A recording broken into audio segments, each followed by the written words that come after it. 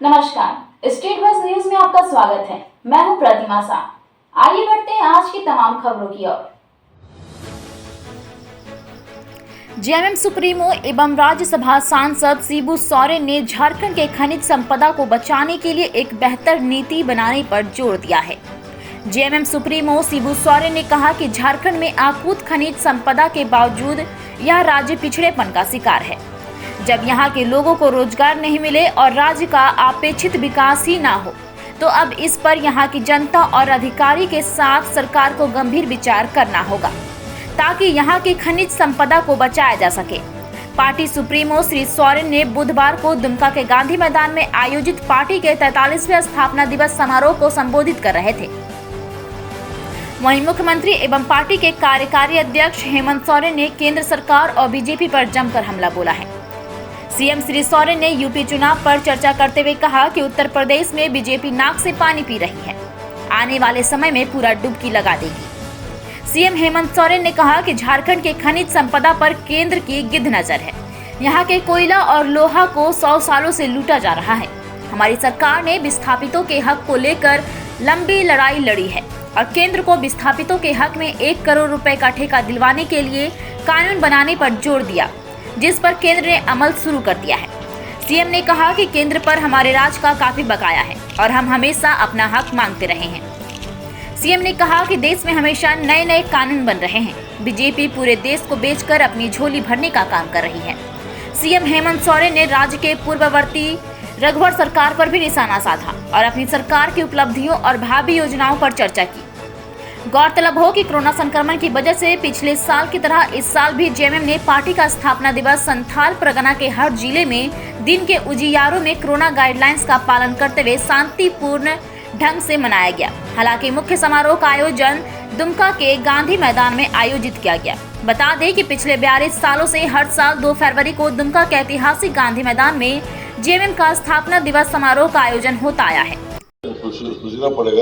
नहीं चलेगा। आपके यहाँ कोयला भरा हुआ है, आपके यहाँ लोहा भरा हुआ है, आपके यहाँ लकड़ी जंगल भरा हुआ है, तरह तरह का खनिज भरा हुआ है और हम कुछ नहीं कर रहे हैं। और करने का तो सरकारी अधिकारियों को ही है और सरकार को है। अब अगर हम अपने कंट्रोल कर से झारखंड चलाने का काम करेंगे तो जरूर हमारा विकास होगा। हम लोग हर बात में सेंट्रल गवर्नमेंट कंट्रोल में चल रहे हैं। ठीक है, चलना भी उचित है। जब नियम बना है, नीति बना है तो चलना चाहिए, लेकिन ऐसा कब नहीं चलेगा। झारखंड में खनिज खजाना भरा हुआ है और झारखंड का विकास ही नहीं हो, यहाँ के लोग रोजगार न मिले तो ये अन्याय है कि न्याय है? कब तक चलेगा? हमारे बच्चों को कुछ नहीं मिलेगा, इसका मतलब यही है। अब हमको सोचना पड़ेगा और इस पर विचार करना पड़ेगा और जल्दी विचार करना पड़ेगा। नहीं तो विचार करते करते सारा मौसम पार कर देंगे तो सारा आदमी बूढ़ा जाएगा। नहीं, कई ऐसी चीज आज धीरे धीरे मुझे लगता है जिस तरीके से नए नए कानून देश में बनाए जा रहे हैं, रेलवे सभी रेल प्रतिष्ठानें बिक रही हैं, रेलगाड़ी बिक रहा है, हवाई जहाजें बिक रही है, बस स्टैंड बिक रहा है। पता नहीं क्या क्या कल को बेच देगा ये लोग। पूरा देश बेच करके अपना झोली भरने का काम इन भाजपाइयों का चल रहा है। बड़े बड़े अखबार चलाने वाले, टीवी चलाने वाले, भारतीय जनता पार्टी के ऑफिस के बाहर में घूमते हुए आपको नजर दिखेंगे उनके मालिक, तो गुणगान भी वैसा ही होता है। लेकिन आप पत्रकार भाइयों के लिए भी पिछला सरकार में भी हम ही ने आपको अधिकार दिया। इस बार भी सरकार में आने के बाद आपके बारे में हमने चिंताएं की। 5 साल में क्या किया?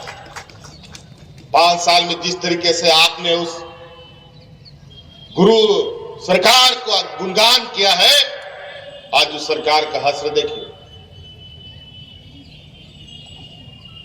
यही हाल अभी यूपी में होने जा रहा है, चिंता मत कीजिए। अभी यूपी में जिस तरीके से भारतीय जनता पार्टी नाक से पानी पी रही है, आने वाला पूरा डुबकी लगा जाएगा, बता देते हैं। गलतफहमी मत रहिएगा। अगर किसी को इस बात का यह है कि हम बड़ा बड़ा अखबार में फोटो छपवा लेंगे, देश में राज करेंगे, दुनिया में राज करेंगे, थोड़ा देर हो सकता है, हमेशा के लिए नहीं। आज इसके लिए मैं किसी से यह नहीं कहता कि आप हमको थपथपाइए, आप हमको धन्यवाद दीजिए। हम लोग काम करने वाले लोग हैं, मेहनत कश लोग हैं, और 5 साल और बचा हुआ समय जितना दिन रहे हैं, हर दिन मैं इस चिंतन पे रहता हूं कि इस राज्य में और इस राज्य को कितना बेहतर किया जा सकता है। हमने कहा कोयला तो आप लोग निकाल लेते हैं, लेकिन यहां के विस्थापितों को क्या मिलता है बदले में? विस्थापन, धूल, मिट्टी। आज ही हमने अखबार में पढ़ा, हमारा कुछ दिन पहले केंद्रीय मंत्री जी के साथ बैठक हुई थी, कोयला मंत्री जी के साथ। हमने कहा कि आप कानून बनाइए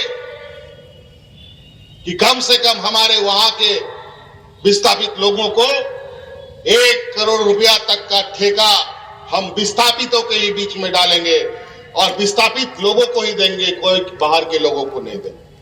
आज अखबार में हम पढ़े कि वो हमारे आग्रह को इन लोगों ने स्वीकार किया है और ये कानून बनाने का काम शुरू कर दिया है।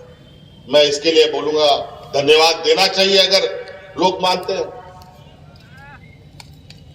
आज इस विषय के लिए भी मैं उनको धन्यवाद देता हूं, लेकिन इसके अलावा बहुत सारी चीजें हैं जो अभी केंद्र सरकार से हमें लेने की आवश्यकता है। हमारा बहुत अधिकार उनके पास बकाया है, उन सब चीज का भी हम लोग लेखा जोखा कर रहे हैं। डबल इंजन की सरकार ने तो राज्य का हक अधिकार कभी केंद्र सरकार से मांगा नहीं, बल्कि यहां का जो बचा कुचा था उस सब भी झाड़ू पोछ लगा करके पहुंचा दिया। अभी कल परसों बजट भारत सरकार का आया, कल ही आया। ऐसा बजट ना उसमें कोई किसान है, ना नौजवानों के लिए कोई विषय है, ना मिडिल क्लास के लिए कोई विषय है, ना मिडिल क्लास व्यापारियों के लिए, ना मिडिल क्लास आम नागरिक के लिए। ऐसे ही तमाम खबरों के लिए स्टेट बस के YouTube चैनल को लाइक और सब्सक्राइब करना ना भूलें। धन्यवाद।